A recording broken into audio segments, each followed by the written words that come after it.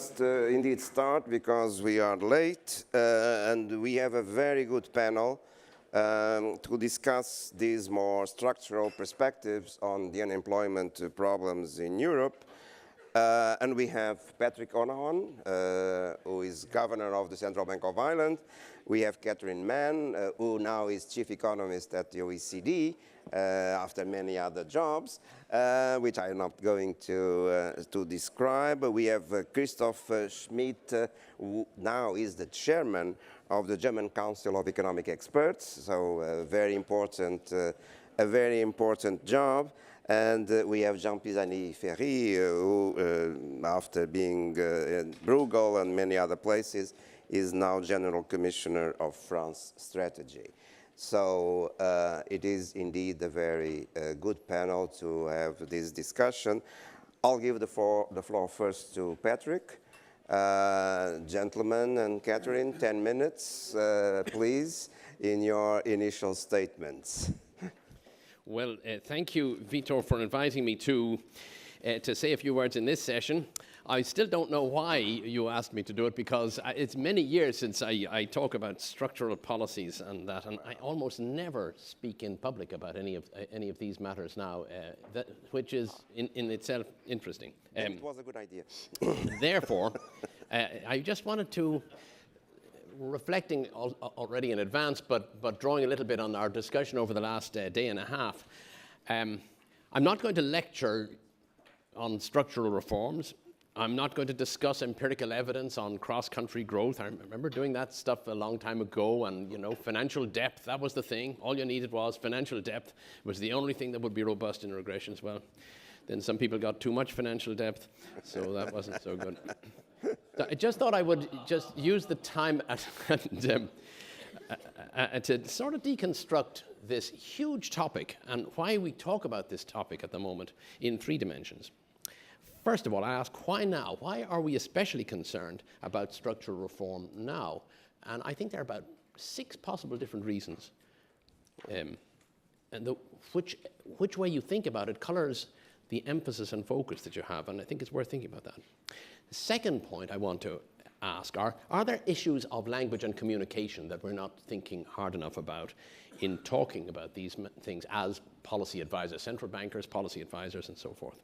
Should we pay more attention to that? And then finally, and maybe this, just drawing on my own experience in Ireland, how should we interpret the Irish recovery from the crisis in employment and growth, which is the topic of this session, by reference to structural reform? If the experience was successful, is there some kind of silver bullet that you might want to, if it was financial depth in the old literature, is there some silver bullet that you can draw out from Ireland? And I'll suggest a silver bullet, but of course it's not a silver bullet, but it's worth thinking about. So why now? I think there are about 6 different reasons. First of all, there are long-term growth issues, sorts of things that Chris Pisarides was talking about in the last session. There's the question of recovery. Do we need structural reform now in order to accelerate the recovery?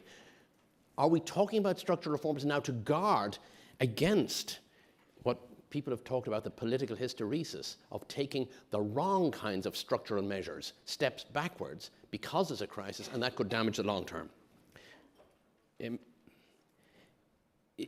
Is it because we've discovered problems in this crisis that need to be fixed, that we didn't really know about before? Or is it simply because people are looking for fiscal room, or they're looking for fiscal adjustment, and they're pointing to structural reforms as a technique for achieving fiscal adjustment?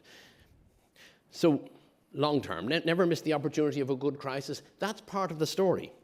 It's as somebody said earlier this morning, there's a political logic to it. It may not be the best time, but it may be the only time that you can get reforms.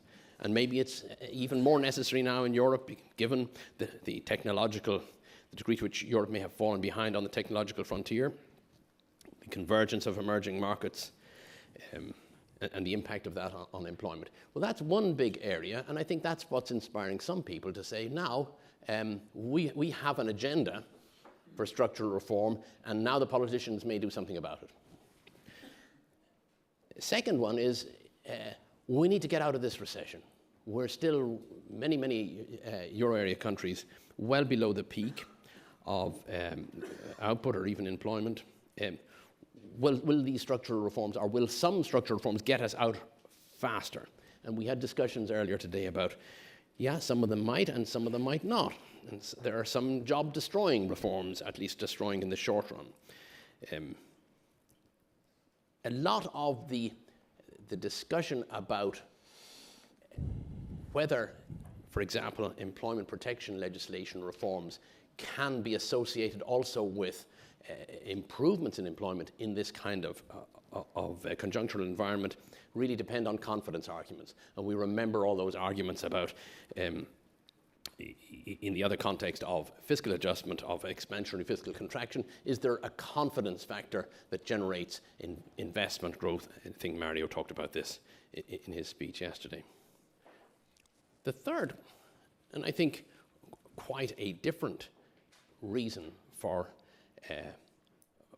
looking at structural reforms now and focusing more upon them now is, are we realizing the cost of shocks and therefore the need to build resilience through structural reforms? And I think Tito Boeri's paper was very much along those lines, recognizing the contrasting degree to which different European countries have responded to the crisis. And we may have some lessons in Ireland from that.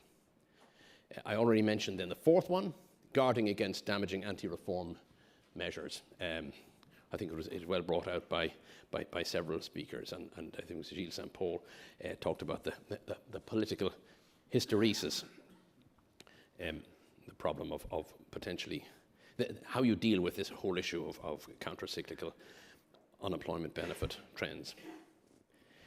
And then the fifth one, is it because we're trying to fix structural problems discovered in the crisis? Not sure that makes that much sense when you think about the contrasting structural problems in different countries. I mean, the sluggish growth of Italy sort of discovered because of the high debt environment and how that looked like causing destabilization. The fiscal excesses in Greece, the private credit bubble in Ireland, quite different types of problems. But you do hear to some extent in the narrative around structural reforms, look how we got into this crisis. We've got to make structural reforms to get out of it. Not sure it's as coherent as the other ones. And finally, maybe people are adopting and talking about structural reforms because they see it as a double dividend for fiscal correction. We need to adjust the fiscal positions, obviously. At what pace can be discussed. And it's not that the structural reforms are, that it's fiscal adjustment masquerading as structural reforms, but a double dividend. You get your fiscal adjustment and you get a growth benefit in the long run. But I think if we don't think carefully about, when we're talking about structural reforms, about which of these motivations, I think we may choose the wrong packages, and we may also not ring true to our audiences as policy advisors. And so that brings me to the question of language. You know, I think we all know in central banking communication is really, really important. And we use a lot of tautological language and vague language when we talk about structural reforms. I mean, reform is good, it's a tautology in itself. And I actually suspect that the language that we tend to use and how we use it can be unnecessarily provocative or counterproductive. It can be at the same time euphemistic, so we use a nice word like reform, ambiguous, don't be too precise because you might trigger a reaction, and sometimes patronizing. And occasionally, as Paul de Grove suggested yesterday, intrusive on politics. So, for example, when we talk about labour market flexibility, are we sure we're not just talking about low wages? Well, in this room, we're not. But sometimes people are talking about labour market flexibility and they're just meaning low wages, or they're seen as meaning low wages. So I think precision in language and an elaboration of what exactly we mean. Fiscal reforms. Well, is that a synonym for size of government? Because it will be seen as a synonym for size of government by people who think government should be big. On the other hand, you talk about protections. We're dismantling protections. Well, protections for whom? Very often, always, protections are selective. They protect some people at the expense of other people. And reforms that are inequality reducing are one thing, and but reforms, failure to do reforms that could be inequality reducing for the sake of maintaining some kind of protection may actually be inequality increasing. So reform has distributional effects and it's complex. And we should be careful about being precise about how we talk about it. Now finally, in my last minute and 20 seconds, is Ireland then, the recovery is strong recovery, certainly is an employment dimension. Last 2 years, employment has grown by 2%, almost just under 2% per annum. Is Ireland a poster boy story for structural reforms? Well, there's employment, there's productivity. And as was mentioned earlier, productivity and employment can be enemies in the short term and friends in the long term is the way I'd put it. But I think this was discussed this morning in the lump of labour discussion. And has productivity been fantastic in Ireland? I should remind you that there are great traps of interpretation in the national accounts of a super open economy, one of the most globalized economies in the world. Aggregate productivity measurements tend to mislead when you're looking at GDP, trends in unit labour costs. So the recovery actually in Ireland has not been a super productivity story, even though it looks like it. And the competitiveness gains have been appreciable, but they're nothing like what you would measure the headline numbers. So you've got to be very careful about interpreting the Irish story as a super productivity and a super competitiveness story. That was the story in the 1990s, even though in the 1990s it was exaggerated as well. The recovery of these elements have been sufficient, but they've not been the big drivers. So what are the big drivers? Well, I think you saw on the slide that John Fernald put up, Ireland almost the best of the countries in terms of having got to a structural reforms, OECD measure, by whenever it was, 85, 90, some early date, not made much difference since. So I think it's true to say that Ireland had done a lot of the things that we all in the room want countries to do, and it had done them in advance, and it was able, therefore, to respond to the emerging situation in a more in a way that was quicker and achieved better results. But let's think behind that, and that's my last point, is behind that, why did Ireland achieve those things? Well, partly because it had a massive crisis in the 1980s, and there was a wake-up call, and policy changes were introduced, taking advantage of that crisis. But why were they introduced, and why did it not sink further into the mire in the 1980s? And I think we should look behind into a kind of Northian institutions, because they are what are driving the adoption of reforms, the ownership of reforms. And why does Ireland manage to adopt reforms, or did it manage to adopt reforms 20, 25 years ago? And I think it's the globalization, the way in which Irish people, not just policy leaders, Irish people are aware of the business world. They have family members in many countries around the world. Migration is big, trade, foreign ownership of firms. They know how business works, and even if they don't like in some ways how business works, they know what's needed to get the benefit from how business works. If I had time, I would show you the chart of unemployment in Ireland. Unemployment has just gone below 10% in Ireland now, which is a fantastic achievement. If you plot Irish unemployment against euro area unemployment, of course, loosely they both went up in the crisis and they're coming down. But you don't get very close correlation. But if you plot it against UK unemployment, there it is, that's it. It's just part of the UK labour market in terms of unemployment. And that's part of the globalisation story as well. It's insurance, it's diversification. And so it drives a lot of things. And that's my silver bullet, but it's of course not a complete silver bullet. I did run over in the end, sorry. Yeah, right. Now everyone knows why I invited you. You could have had another element of early measures, which is the fact that from 1965 to 85, Ireland was the country of the OECD that increased the most expenditure in education, which of course was quite early on with spectacular results. Which added three-quarters of a percentage point to GDP growth in the period 85 to 2000. Yeah, right. So, but this is a very important lesson too. Very good. Now we have Catherine, please. Oh, that education thing was Delightful opportunity. It's a great place. It's a terrific group of people, and really been having a lot of fun. So this is an enormous topic that we've been asked to talk about here. So you have to choose a lens that you're going to look through. And so actually, I'm going to look through the lens of public debt burdens. And partly that's because of, as a number of people have said, that public debt burdens are an important driver of crisis, whether it be through market discipline or it be through Brussels discipline. And so thinking about the public debt burden and what to do about that and how to get out of that straitjacket is an important question. I'm going to look at how one might do that with different kinds of structural policies. And you notice that I try not to use the word reform for exactly the reason that Patrick has said. The word structural reform has become toxic in the political vocabulary. Changing it to structural policies at least makes it sound neutral, like fiscal policy, monetary policy, could be good, could be bad. Structural policy is the same way. And it's very clear that structural policies in the context of active demand management, which is our way of saying fiscal policy can be used, along with monetary policy, is part of the package that I'm going to discuss.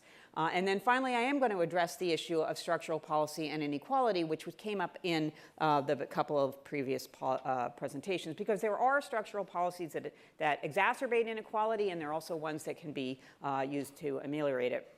So not that you need to know anything about public debt ratios, but over here on the right-hand panel, it's our pictures of what's happened with gross government debt by the Maastricht definition for the Euro area 15 countries. This is the constraint that is being put on a number of countries in terms of what kinds of policies they can implement and how to move forward. Whether or not we agree with all of the complexity and strictures of the Commission rules, that's for another discussion, but this is what it is. Now, if we look at the decomposition of where the public debt dynamics come from, which is the right-hand panel, part of the problem with the public debt explosion as a percent of GDP, as you see in the left, is a consequences of the denominator. A little bit on the numerator, of course, too, but a lot of it has to do with the denominator and inability of the countries to grow and grow their way out of the debt burden.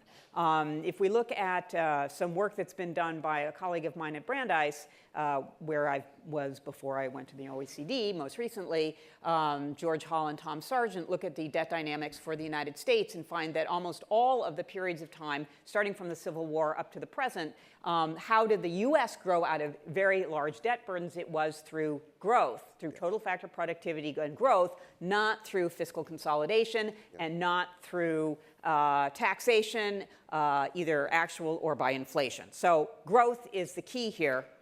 So what's the problem with growth? Well, we could look at a lot of different dimensions of growth. I want to focus on the investment component of growth as being a particular source or constraint on the growth in the economies. And you can see in the left-hand panel how much growth in fixed investment, non-residential fixed, so it's kind of business CapEx kind of stuff, how much that has deteriorated for a range of countries, including including OECD countries that are outside of the euro area. So weak business investment is obviously part of the story. It is explained by subdued demand. So we have a low-level equilibrium where we've got low investment because demand is low, and therefore jobs are not being created, and therefore wages are not rising, and that's a low-level equilibrium.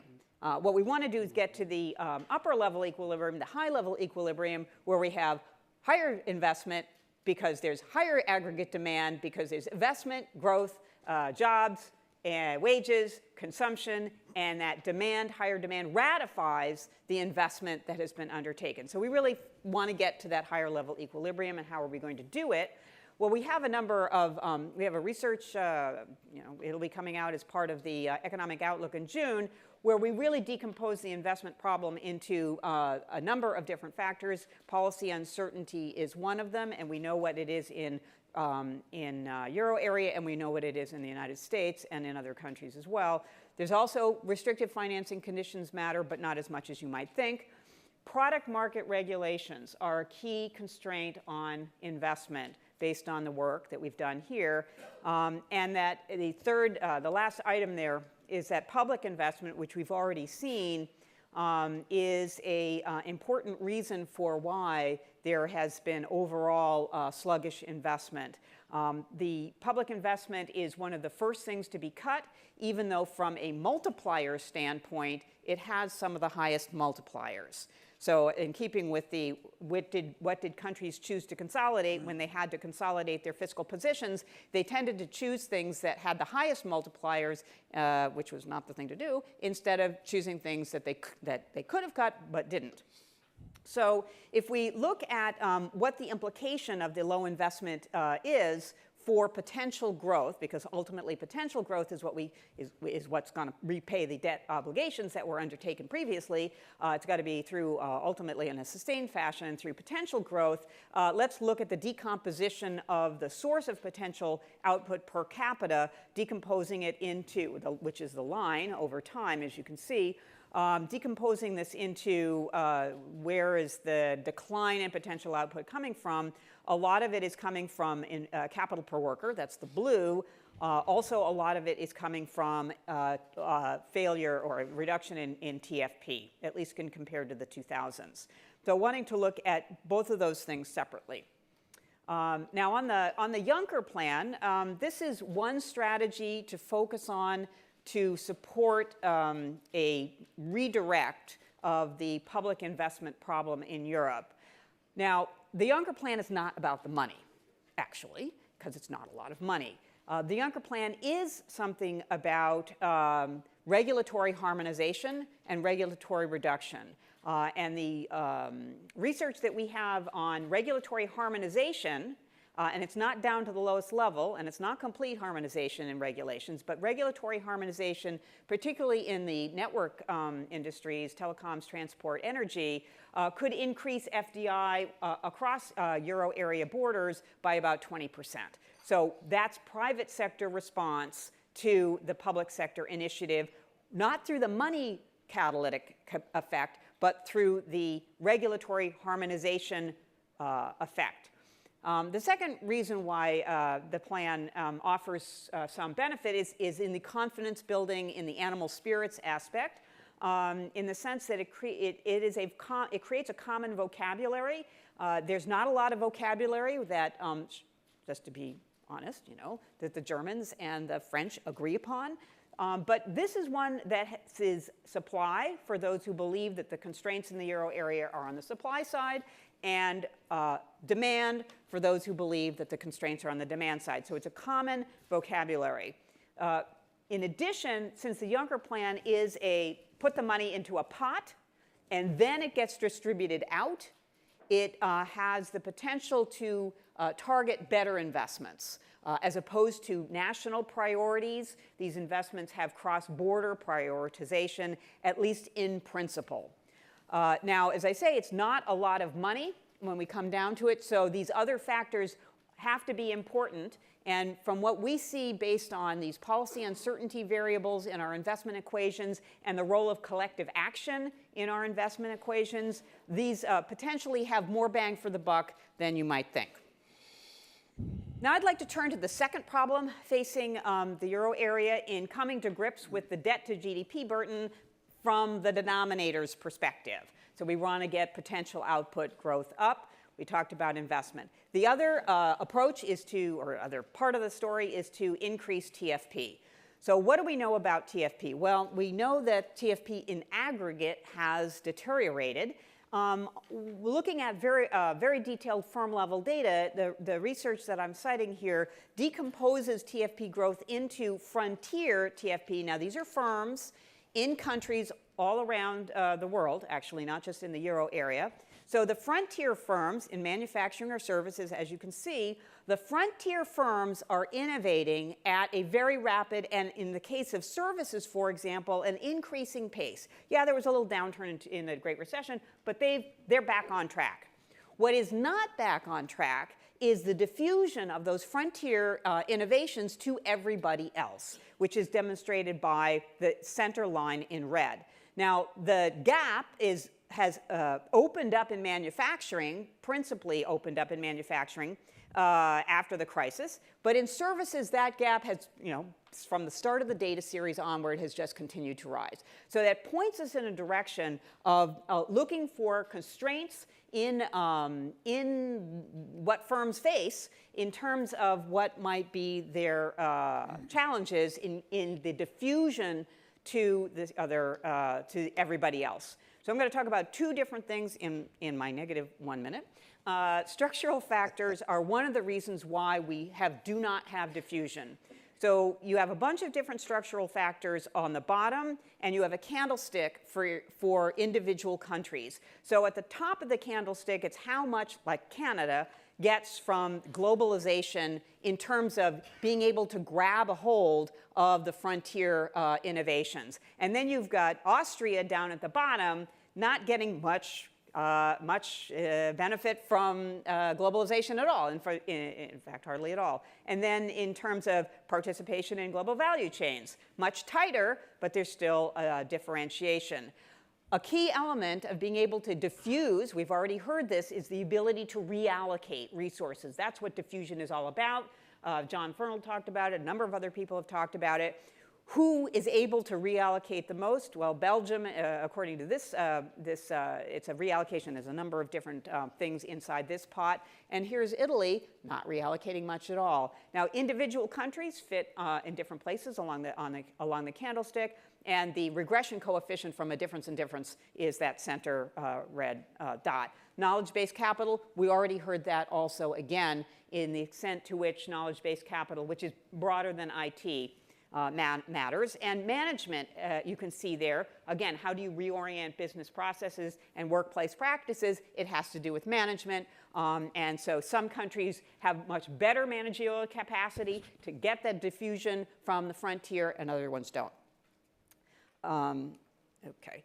Now, there were skill mismatches and the sort of characteristics in the labor market that was considered in a number of different presentations. And basically, improving skill matching is a factor to improve labor productivity. So skill mismatches are measured on the horizontal, on the vertical axis, and then the yellow dot is how much labor productivity could be gained from reducing skill mismatches. This is using the PIAC data, which is the adult skills. The PISA is the education of the younger people. So what is it about the business environment that improves or cause a deterioration in skill matching probabilities? And you can see along the bottom, product market regulation, employment, cost of doing business, transactions. This is just a subset of the menu of things that we look at in order to evaluate how much a country might improve its skill matching probabilities versus to have, not an improvement in skill matching probabilities. So that's just a little thing. And then the inequality, which is my last point.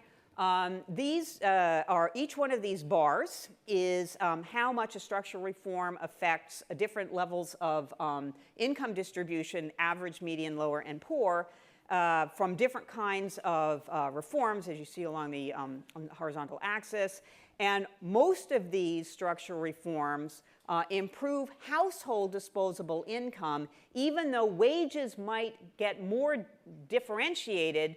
Because more employment opportunities are created, you end up with an improvement. Now, you notice limiting unemployment insurance at the long-term end, those are the bars that are negative. Those are the bars where the lower middle class and the poor are differentially hurt by those kinds of reforms. So we'll leave it at that. Thank you. Thank you, Catherine. Very interesting. Now I give the floor to Christoph, please. Thank you. Let's see if your take on German-French vocabulary is justified or not. Please, Christoph. Well, you could say now for something completely different. Yeah, very good. In a sense, thank you very much for the invitation. Yeah, no, of course. Let me start by coming back to President Draghi's introductory speech yesterday. He clarified that monetary policy might be able to lead an economy back to its growth path, but structural reforms would be needed to raise that potential. He also made clear that expansionary monetary policy serves to make reforms less costly and therefore rather support reform efforts. So far, so good. And there are no excuses, he clarified, for the individual governments in Europe not to undertake sensible reforms. But one question immediately emerges, which is, do voters in these countries know that their current situation is much better due to this policy than it would have been otherwise? You don't have to go far to find an illustrative example for that, the relevance of that question, because if you talk to many Germans in evening sessions, when you talk to the general public, you often get the question, aren't we under the pressure? Or they think people voice the concern that it's the ECB's policy that is at fault for their savings being destroyed, not the crisis. They don't understand the causality. Similar or variant of that question is, do voters understand that current terms of in the current times of ensuing recovery are indeed the best times to pursue, to conduct, to implement structural reforms? After all, you need to be convinced that after reform you are better off than before, and people tend to do before-after comparisons. The lesson is quite clear. Policymakers do not only have to get the counterfactual right themselves, they also have to convince their voters that they managed to get it right. And this is obviously quite in contrast to the usual before-after considerations that you see in general discussions. And I would put forth the thesis that, or the question, who, if not the national governments of the euro area member states, the individual governments, could have the knowledge, the mandate, and the credibility to advocate and to conduct structural reforms? I'm quite unconvinced that the general approach, the top-down approach that has been advocated this morning several times, especially in the nice paper by Tito, that's the right strategy. I'm quite confident that there are good arguments for objecting to this suggestion. Now, I have two sets of remarks, deepening that a little bit. One going to the identification of the right strategy, the identification problem, and one to the governance issue. Now, let me start with the identification problem. The question is, of course, what are the right set of reforms for any particular member state?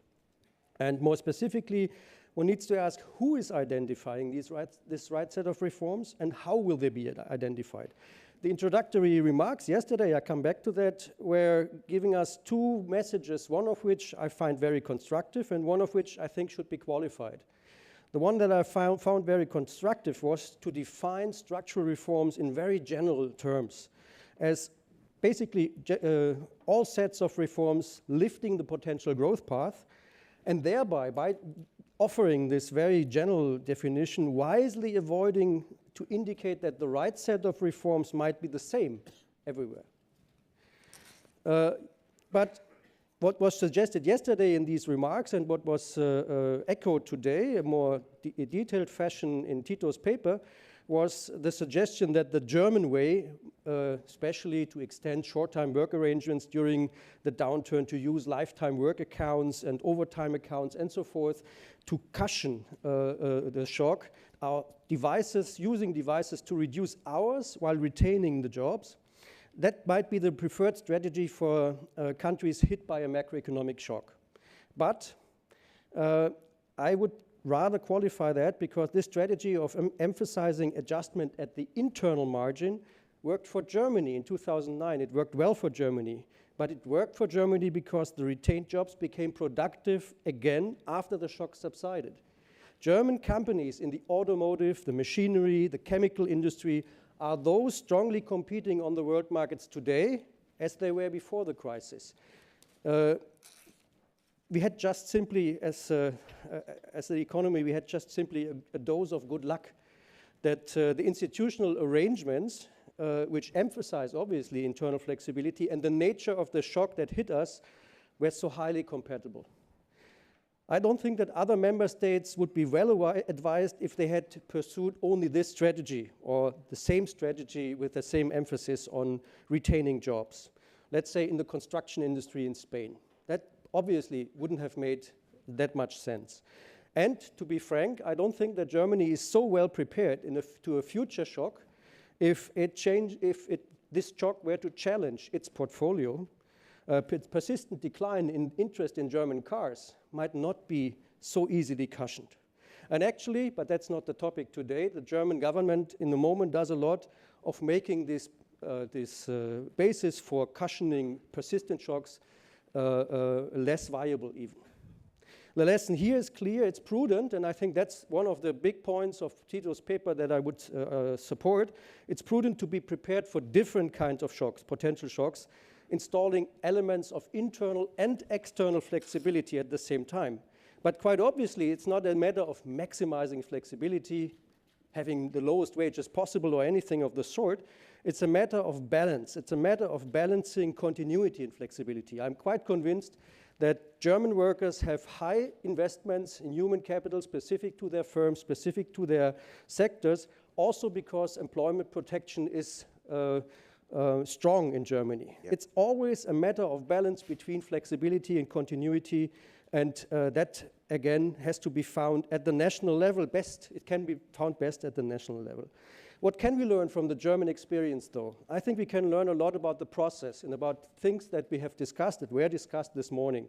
First of all, you have to understand, I think, that it's an answer. It has been an answer to structural deficits that Germany and the German labor market has been characterized by throughout the 80s and 90s. So it only came about through pressure. There wasn't a wise German decision made in front of or before the crisis hit, and then it worked out. No, it was coming under pressure. So it might well be that in a model world, you might be able to find the optimal policy. But I think that Gilles, for example, was really clear in his remarks that the political economy of this is quite different. Other people in the room also echoed on this. Secondly, reforms were only amplifying what was going underway anyway. The social partners with their wage restraint were the more vital part of all these developments. So it might well be that in a theoretical, in abstract thinking, you might be able to say, well, let's change the bargaining structure. But you need the social partners to feel the pressure to change in order to get something like that implemented. Now, third point, labor market reforms, and that reflects on the point made by Catherine this morning. Labor market reforms are only part of a more encompassing package of reforms to the tax system, to the pension system, and so on. So the best labor market policy might not always be a reform on the labor market or to labor market institutions. I think understanding these aspects also helps qualify the apparently confusing cross-country evidence. Now, Germany was on a way down, the German unemployment rate, the structural unemployment rate, because of all the things that were altered in the German economic structure, was on the way down during the time the crisis hit. It was not a consequence, should not be mistaken as a consequence of particularly well-taken crisis management. You have always these two things, structural and cyclical, and to disentangle them is quite difficult, obviously. So it's profoundly important for generating any suggestion for reform. It's profoundly important to really disentangle or distinguish between correlation and causation. Why is identification of the right set of institutions so tricky? Just to reiterate maybe. First, we have very highly institutions, and we learn a lot from the papers written by Tito about it. Institutions are a highly complex web of arrangements, which come about as the outcome of historic developments and reflect social preferences. A web of arrangements so complex that it has certainly a higher number of facets than we have numbers of observation. I mean, if you really go into the details, their detailed structure makes the difference. Secondly, the second conclusion from that is identification doesn't only need theoretical and empirical thoughts, theoretical knowledge, and empirical skills, but also an intimate knowledge of the idiosyncratic characteristics of the specific labor market. I give you a brief example. Not understanding that Germany has had for a long time an implicit minimum wage set by the arrangements for income supplementation in order to provide poverty relief might lead you to the suggestion, as an ill-informed outsider, that Germany should now introduce a statutory minimum wage to boost disposable incomes. But this would be bad advice, because it would just ignore that the situation is more complex and that you would rather destroy employment and destroy demand by introducing that.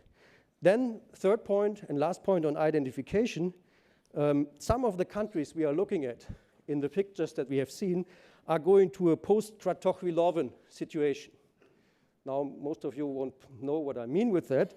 I think that we saw yesterday, Olivier used non-parametric regression to show us that the growth rates were less steeply sloped often after the recession hit. Ottmar Issing was reminding us of the writings of Hayek.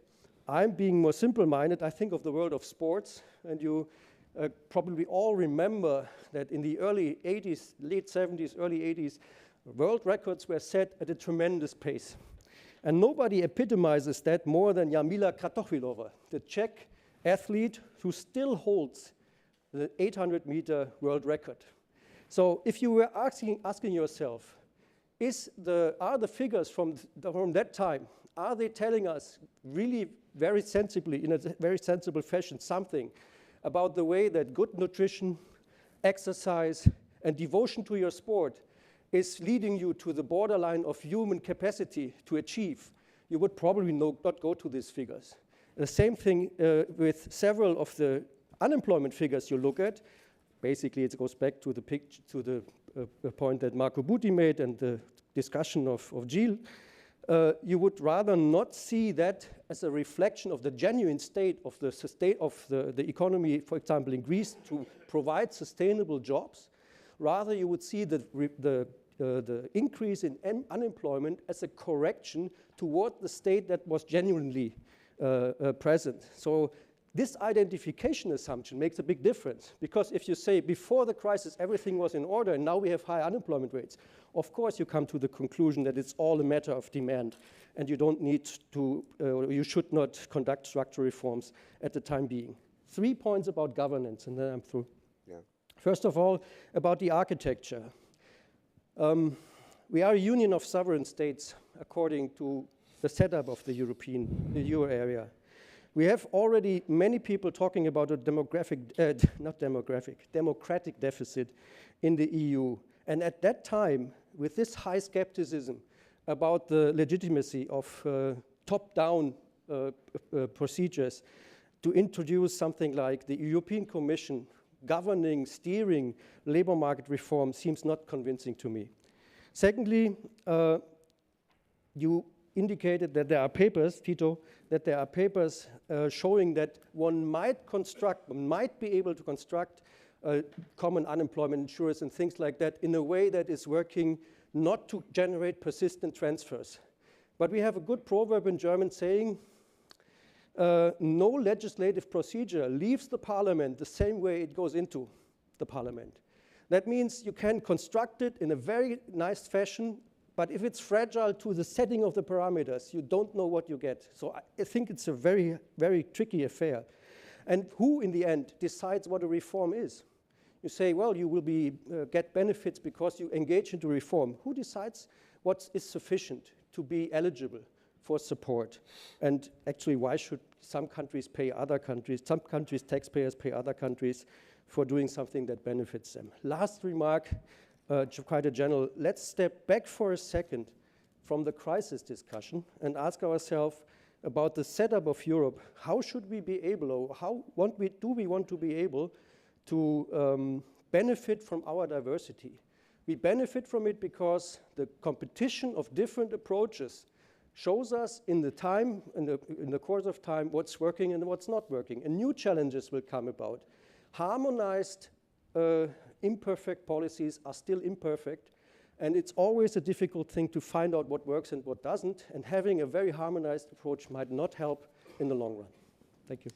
Thank you very much, Christoph, for reminding us in detail that the national the idiosyncrasies matter very much, and that not necessarily the German experience can be extrapolated to other situations. So it's indeed I think, wise message. So, Jean, please. Thank you, Vítor. I'm very pleased to be on this panel, not least because during the coffee break, everybody was asking me why we're not reforming faster in France. So it's a relief to have the opportunity to talk about reforms in general, not specifically about my country. What I'd like to do is really to go back to the core of the discussion we're having, which is, on the one hand, we're saying there are reasons to think about reforms taking into account the framework of the euro area in general, so about coordination, if you wish. And on the other hand, everybody agrees that there are deep national dimensions there. And so the question is whether there is a way out of this sort of conundrum. We have a lot of new procedures, and these procedures have been analyzed. They've been put in place in response to crisis. The macroeconomic imbalances procedure with the country-specific recommendation, and then we have the flexibility within the pact, and we have further proposals for reform contracts, and we have obviously the exhortation by the ECB, and all that in terms of whether it delivers, whether the system delivers. I think we can be skeptical for all the reasons that have been given. And so some would say, okay, let's go back to and that was very much what Christoph was saying, let's go back to the national responsibility, let's forget about the common framework, and let's consider that reform is intrinsically national. So the first thing perhaps is to discuss again whether there is a case for a common approach. And long ago, about 10 years ago, there was a paper by Charles Vipros and Guido Tabellini about coordinating structural reforms. And basically the conclusion was the case for reform coordination, structural policy coordination is very weak.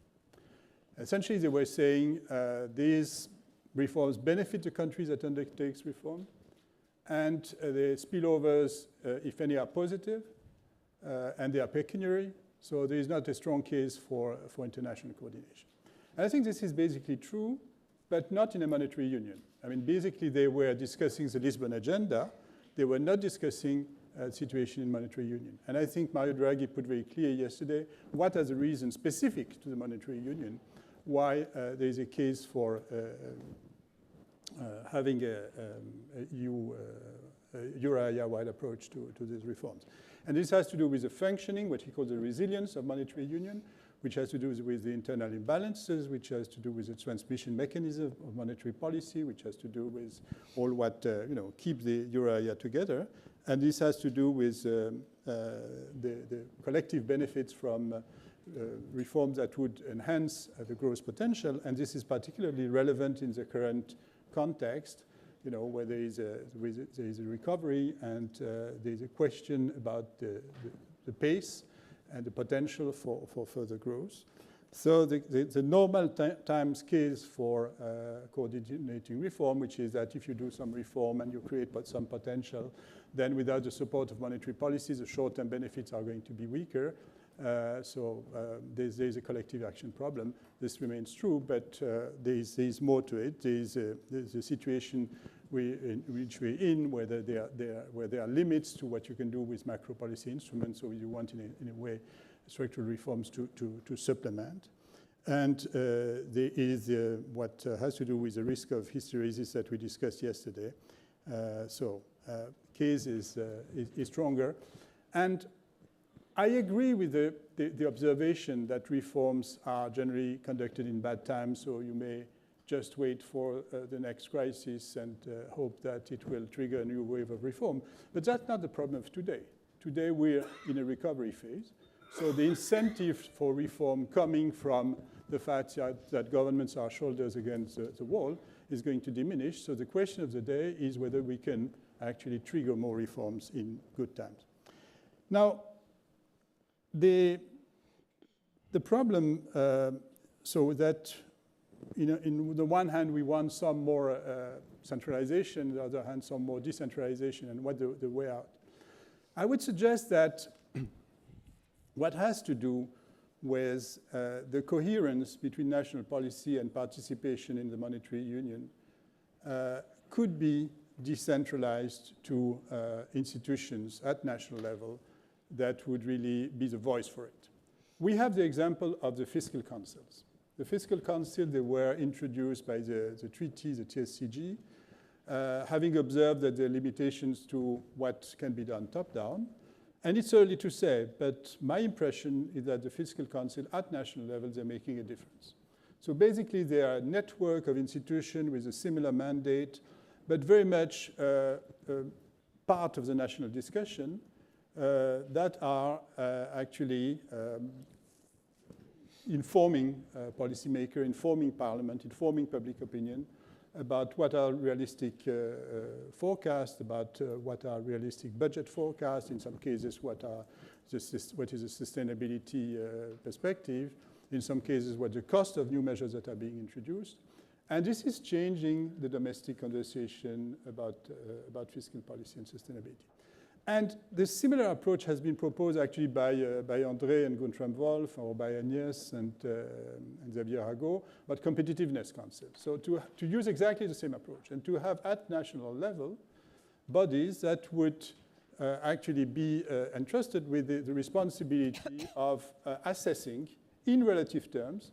And I would add on the basis, obviously, of common methodologies, because the question of internal consistency of the assessment of the competitive position is extremely important, though that they would be able to make this assessment and to make recommendations, being much more granular in the recommendation they can make, being much more able to also push for ideas in the national conversation without having this sort of top-down, not very detailed, or if detailed, not very appropriate approach that Tito has criticized with the reform approach that has been introduced.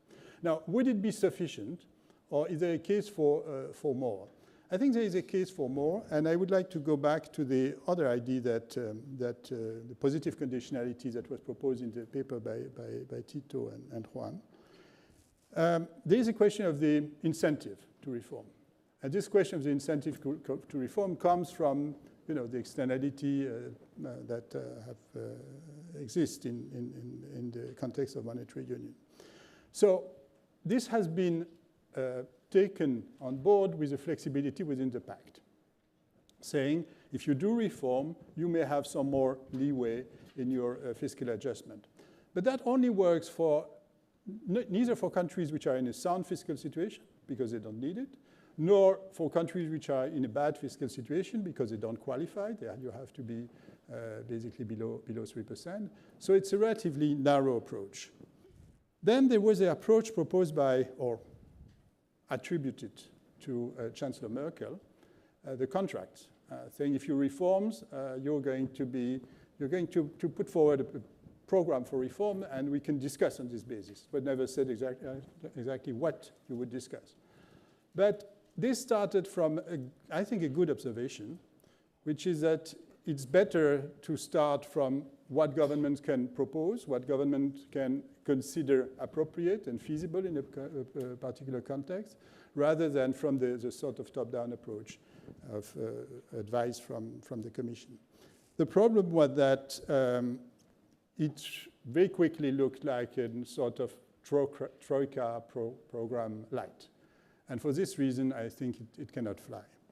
So the positive conditionality approach, in a way, would be a sort of response.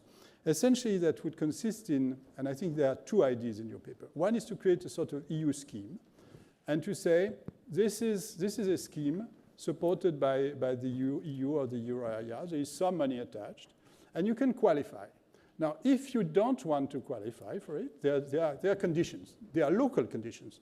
Conditions that depend, that are attached to the purpose of the program. So you're not asking, to reform, I don't know, taxation if it's something linked to labor market protection.